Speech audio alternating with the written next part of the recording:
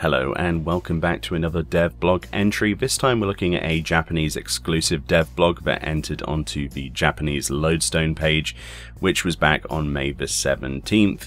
But of course I was waiting for an English translation, one didn't come, and it turns out that this was exclusively for Japanese people, so I thought, well, let's translate this roughly with Google Translate and look through what exactly this was about. So this one is titled The Jets of Villains Media Tour Europe Report, which is obviously a terrible translation, thank you Google, but essentially we can look at the pictures and talk about it. So if you weren't aware, during the last week there was a media tour, which involves people from various companies, from publications primarily, so online publications as well as physical publications. So you'll have like people from PlayStation Magazine next to people from Gamer Escape, stuff like that.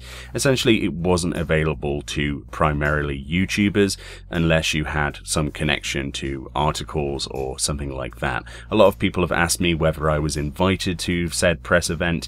I was not invited to said press event, and therefore, you know, obviously everything that is at that press event and media tour is completely under NDA apart from what they reveal officially.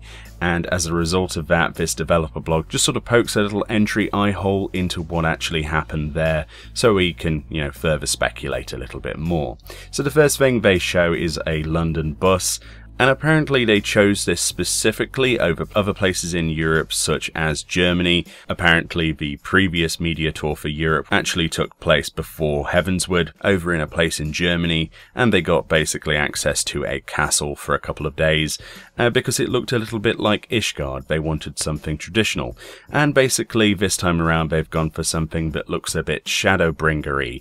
And the reason they say that is the event hall itself was the Barbican, which happens to have a large amount of tropical plants within and a lot of glass, which funnily enough will look identical to the Crystarium, and that's pretty much what they were going for. So as you can see, there was the media event broadcast on signs outside of the actual Barbican, and it was invite only. This is what it looked like inside, with the mood lighting for Shadowbringers, and Yoshi P and his translator stood on stage whilst they were showing off slides, presumably, of all of the new features that we'll get to talk about on May the 29th, when the embargo actually lifts. A lot of news should be published to various sites, and interviews were taking place there, so we'll be able to dissect other people's interviews.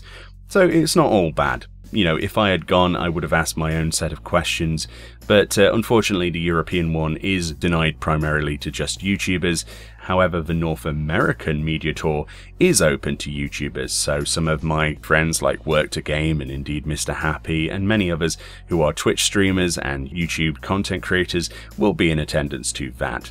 They had some really interesting banners and sort of canvases behind. You can see there. You can see a lot of images from the Thirst. A lot of these images we've already sort of seen, but to see them on large canvases is absolutely epic. The next image they show is actually the cosplay that was made for Yoshi P, stood on stage at FanFest. He's actually wielding the gunblade as well, and this scene here is literally why they chose the venue in particular, because as they say in this translation, it looks identical to the sort of thing you'll expect in the Crystarium, so sort of botanical gardens and this lovely glass. It would have been absolutely fantastic to go there. As you can see, all of the computers were lined up in that same building, so you kind of got that sort of feeling as you played it. There's also craft corners. They always do this at the media events. You could essentially create a lantern and make stuff in the style of a Gunbreaker, Viera, etc. And basically they had all sorts of bits and pieces you can get involved with.